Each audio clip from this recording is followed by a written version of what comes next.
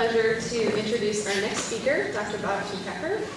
Bob Kieckhefer received his bachelor's degree in geophysics from Caltech and his PhD in earth science thesis from Scripps, where his dissertation described the lithospheric structure of the Sumatran subduction zone.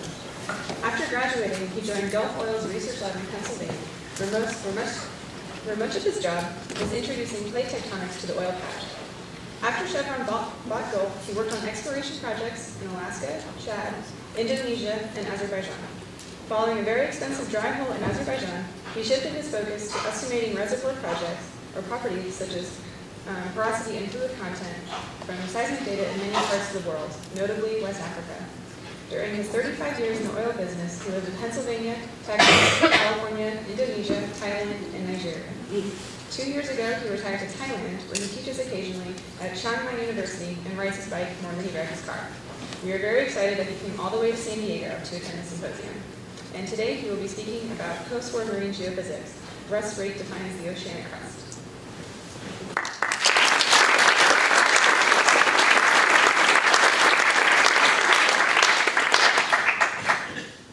Thank you, Jesse. So for you who might remember 40 years ago, this is what I looked like. And one of the great things about Scripps cruises then, I'm not sure if it's still true, is that the biologists had to run the echo sounder so the geologists got information, and the geologists had to take a midwater trawl every month. And one morning when I was on watch, we brought in a midwater trawl, and anybody know what this is? So this is oh, actually, hi, we do have a biologist. This is it's a Barbarousia rufa, a whale fish, leathery skin, and it was in. Carl Hubbs said it was the 6th specimen ever found. And it was probably, I don't remember where it was, probably Eastern Indonesia, but I don't know. Okay. So I'm going to talk today mostly about Russ Raitt, and as part of that, what we knew in 1945 when Russ started more in the earth science end of things from after looking for submarines in the war. And you know, defining the oceanic crust, his work mostly in seismic refraction, and then move into studying ocean trenches. You know, Tanya was just talking about spreading centers. I don't think anybody's really talked about trenches, so I'm going to get into that. And then discuss how this all fits into plate tectonics. And then lastly, going back to what Jesse said, my early job at Gulf Oil was to introduce plate tectonics to the oil patch. So I'm going to show an example from Alaska where plate tectonics really did make a difference. And down here on the bottom, one of Russ's things was to moor sonobuoys but to get better radio range, launch a balloon. So this is really the 3-ring circus, right? You've got the anchor going down, the buoy going in the water, and the balloon going up. This is a more recent refraction profile using air guns. It was actually when I was at Gulf Oil. And this is Bob Fisher pulling rocks out of a dredge hull in a trench. I can't remember which trench it was. So anyway, Russ Raitt. So Russ was probably, well, I would consider him the father of marine geophysics in the Pacific Ocean. Russ didn't publish a lot, and Morris Ewing did, so more people know about Morris Ewing, except here at Scripps, we all know about Russ.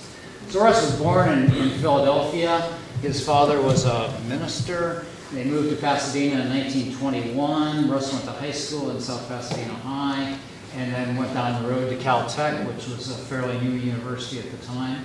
Got his bachelor's degree in 1929, then went to work for Hercules Powder Company, making gunpowder. So that's when Russ started into explosives. And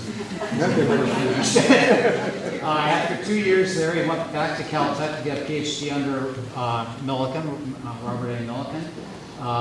And his dissertation was direct measurement of alpha particle activities in rocks and determination of thorium. So physics, thesis. And then after he got his PhD, he founded Geophysical Engineering Corp with 2 other Caltech grads. They did seismic reflection profiling, very early days of seismic reflection profiling in the LA basin. And also in 1935, he married Helen Hill. And one thing to note here is 1935, his PhD was on rocks. So we've got the 2 things about Russ Raitt, the explosives and the rocks. Moving on, in 1941, he joined UC-DWR, University of California Division of War Research, to find submarines. And incidentally, in the process, he discovered the deep scattering layer with 2 other people. And then, at the end of the war, part of UC-DWR became the Marine Physical Lab at Scripps, and he began studying the oceanic crust, combining his explosives experience with his more recent marine-going studies. Made lots of discoveries about crustal structure, anisotropy, low velocity on the East Pacific Rise, and then some anecdotes. He found that a good way to make a neutrally buoyant cable was to use Tabasco bottles. They were just the right size, and they're really thick glass, so they don't crush, so you can send them down a couple hundred meters. I already discussed the tethered balloons. A big event was in 1969, he broke his leg landing on Pitcairn Island. And of course, Pitcairn Island still today is really difficult to get to or get out of. So it took a while to get him to a hospital, I think it's Tahiti. But that led to another aspect of Russ's life, which his doctor suggested that, well, you should take up dancing to rehabilitate. Well, and the doctor was thinking, ballroom dancing. But Russ was out there boogieing with the rest of us. Then in 1973, chased by a Burmese gunboat, they were doing zigzag lines and turning 13 nautical miles off the coast, and at some point the Burmese chased them. Joe Curry was on that cruise, so if you want some details, ask Joe. In the early 1970s, he started digitizing data. So remember, everything, we lived in an analog world until then. He took sabbaticals at Cambridge, and he and Helen had a great house up on the bluff in La Jolla. Many parties there, including my wedding. So here's some pictures from Russ at sea. Mid-pack in 1950 on the horizon, and these 3 from Capricorn. Somebody already mentioned Helen was on the Capricorn expedition as the journalist, historian. She wrote a number of articles about it. And when I was at Scripps, there were a lot of us who used a lot of explosives. This was providing a public service because the U.S. Navy had lots of leftover explosives from World War II and the Korean War. And I think it was 1978 when we finally used up the last of the World War II explosives in the magazine at Guam and started into the Korean War. And so this picture of Russ, this was something that we were all taught in explosives school. Never do this. You know, you light the fuse and toss it over. You know, don't get, because sometimes it slips and then you have a problem. And there was a ship that had an issue with it slipping and getting caught in the rigging. Not a script ship, another ship. Here's some more pictures getting a little later in his career. This was on Indo-Pac in 1976 when I was out with Russ. And here's Russ. Russ officially retired in the mid-70s. I couldn't find exactly when, but he was still pretty active in the 80s, and he passed away in 1995, was it? So what do we know about the oceans in 1945? Well, this is a bit of an exaggeration, just saying that we knew they were surrounded by continents, and there were a few islands out there. You know, there had been some work done, but basically the Pacific Ocean was a pretty much unknown place, and Russ used to joke that this was before the East Pacific Rise existed. We knew it was deep. Somebody's already mentioned that a prevailing theory at the time was it was thought that the oceans were the oldest rocks on Earth, and they were cold and they sank, and therefore you couldn't possibly plow a continent through them. We sampled the islands and seamounts to try to figure out what the ocean was made of, or the oceanic crust was made of, and Al Engel referred to that as the acme of the Pacific. It wasn't giving us the right picture, and before the East Pacific Rise existed. And these are some pictures down here of Russ at sea. This is actually Russ on his first equator crossing. He's the pollywog here. I don't remember who the king and queen are there.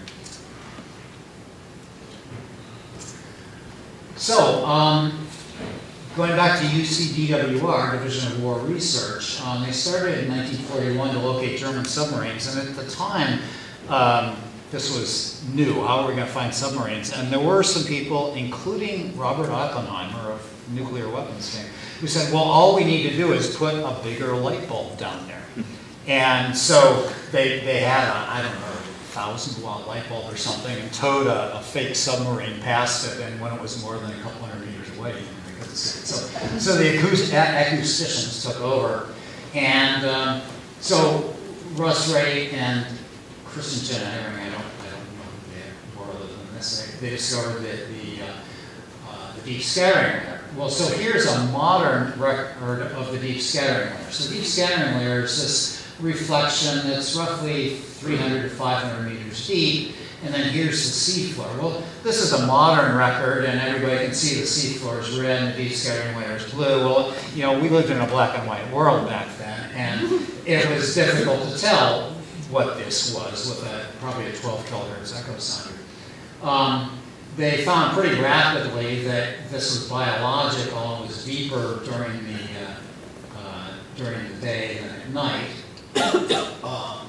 And later discovered there was sound reflecting off of swim bladders, little air bladders in many, many fish.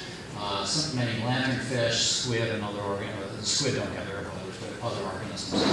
So there's this biological layer down here, and then at night it gets up here, and then during the day we go back to where it's dark.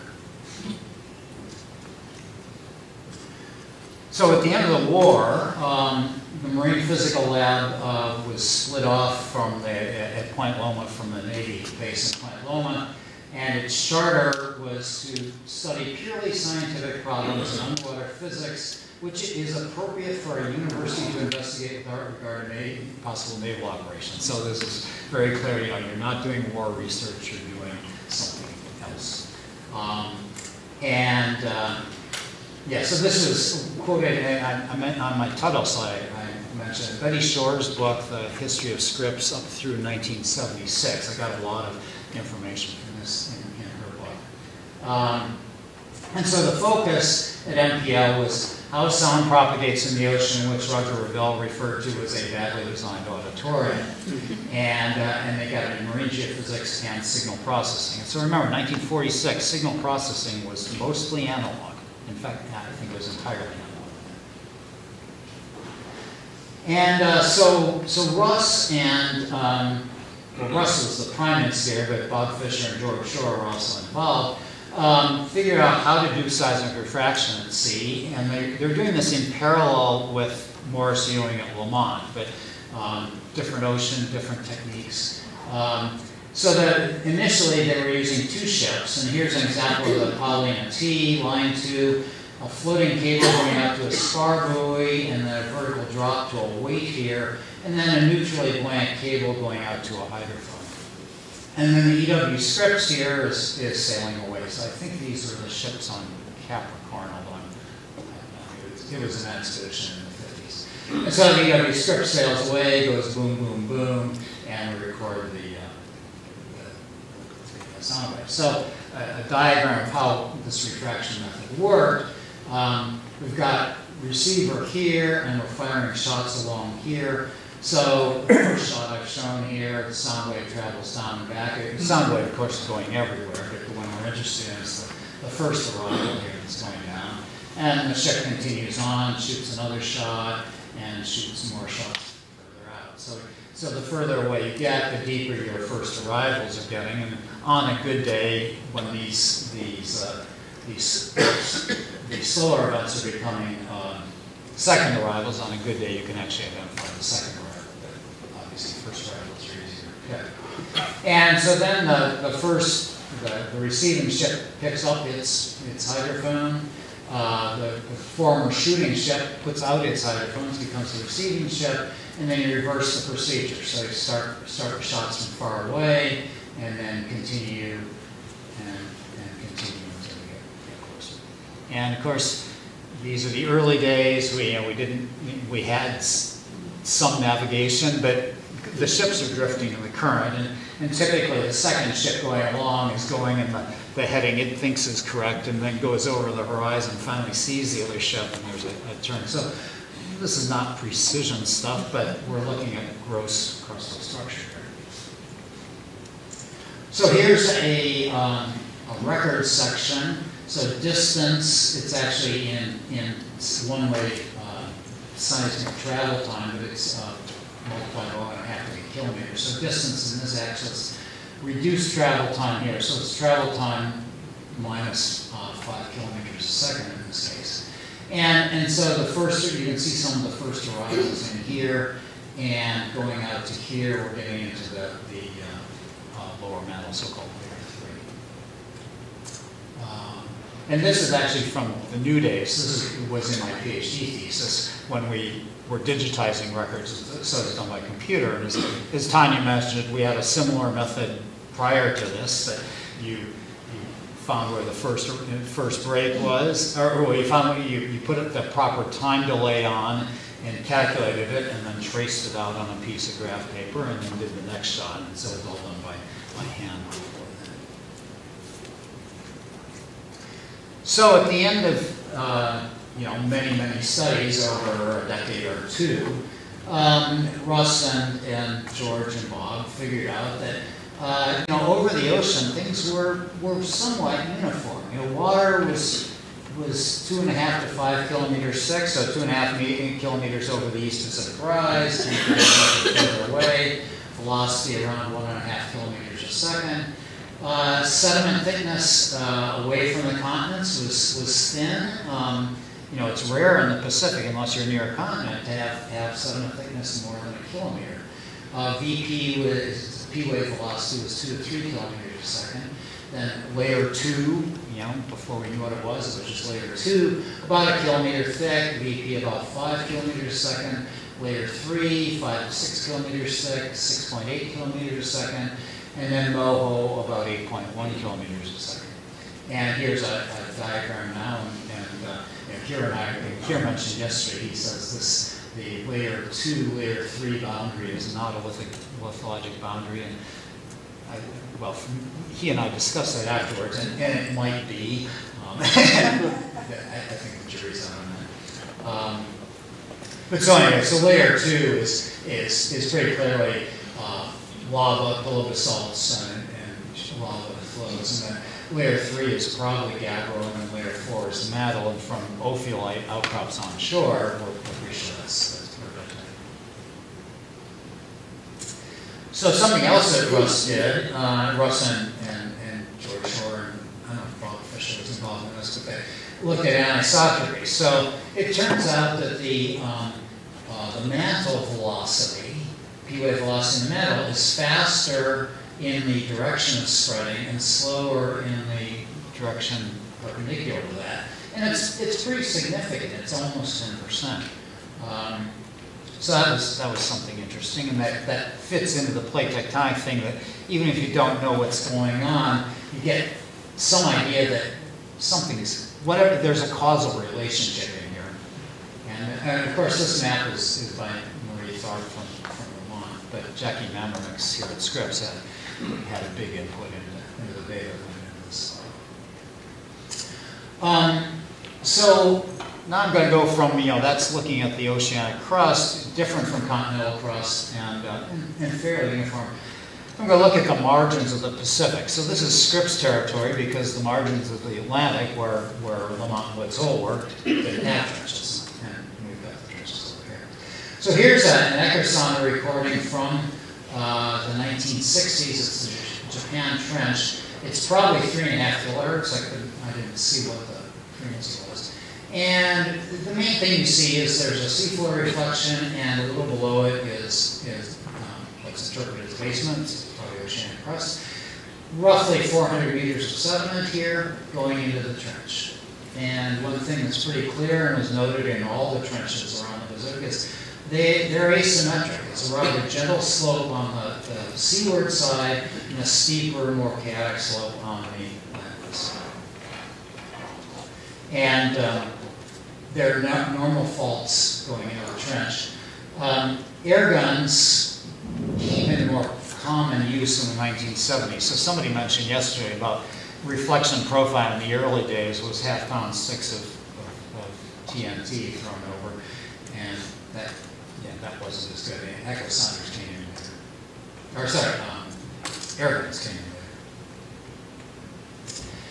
later. So this is a picture from one of Bob Fisher's sort of summary papers about the Central America Trench, Middle America Trench.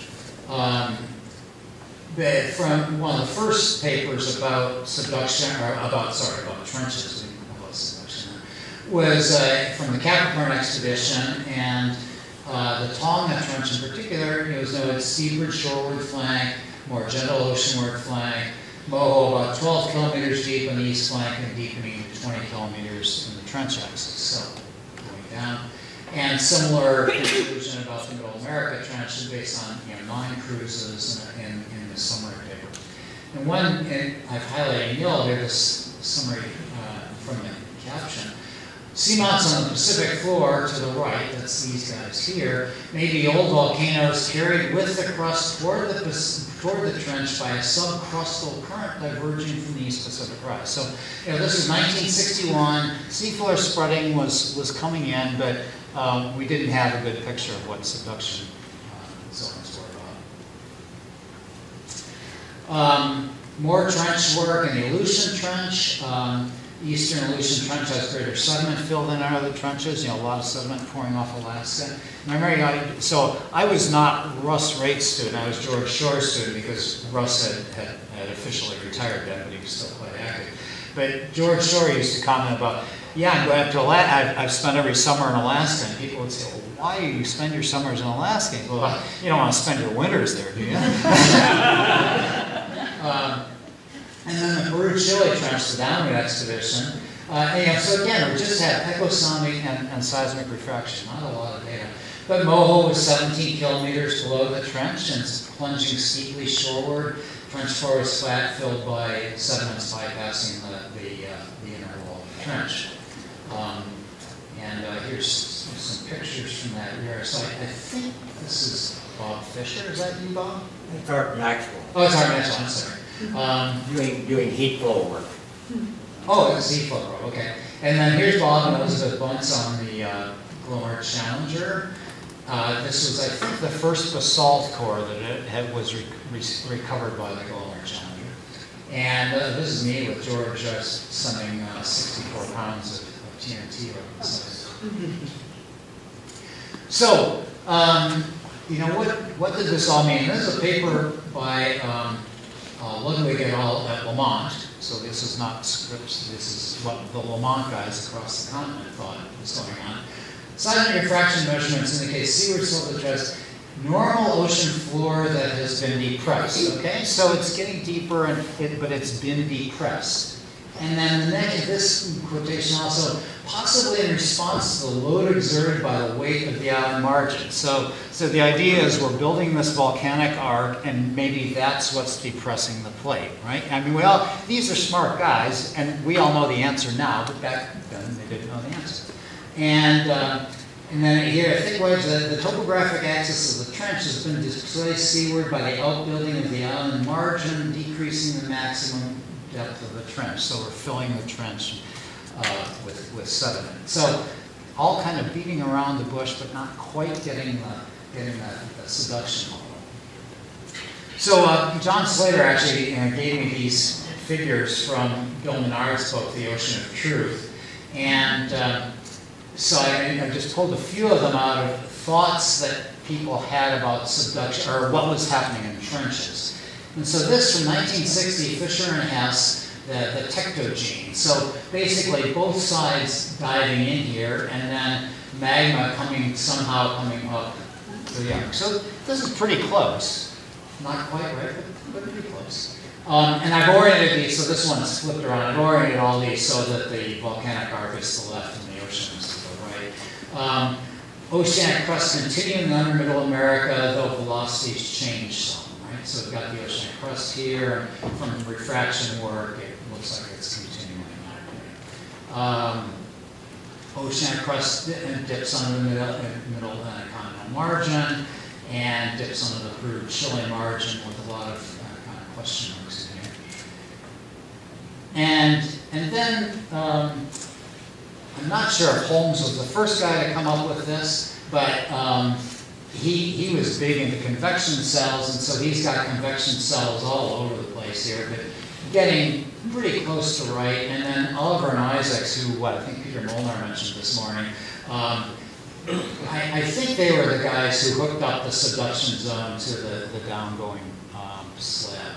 And they were earthquake seismologists. And remember, in the early days, the earthquake locations weren't that good, but by this time they were getting pretty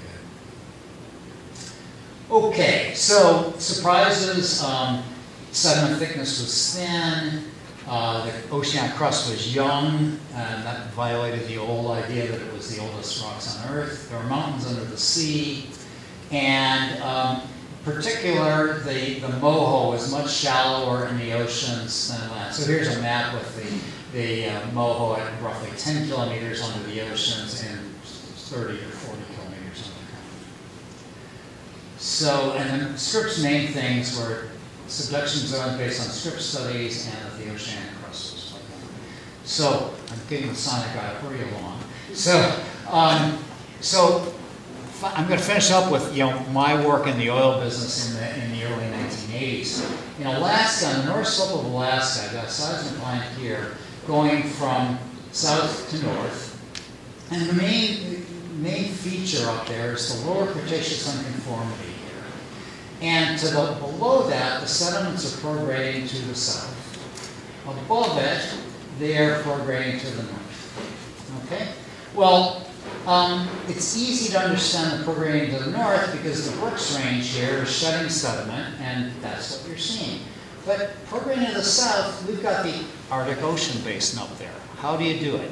And the senior geologist on the team was like, yeah, it came from somewhere. I'm like, well, I can tell you where it came from. And his words to me were, you don't believe this, do you? But anyway, it appears that it came from the Sverdrup Islands in Canada.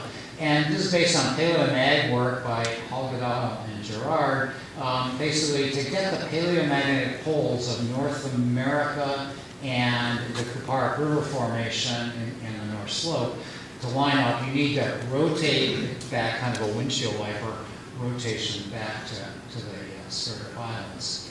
And so that's what our view is. And since the Scripps, I have to mention that the Sverdrup is not our Sverdrup. It's his third cousin, Otto Sverdrup,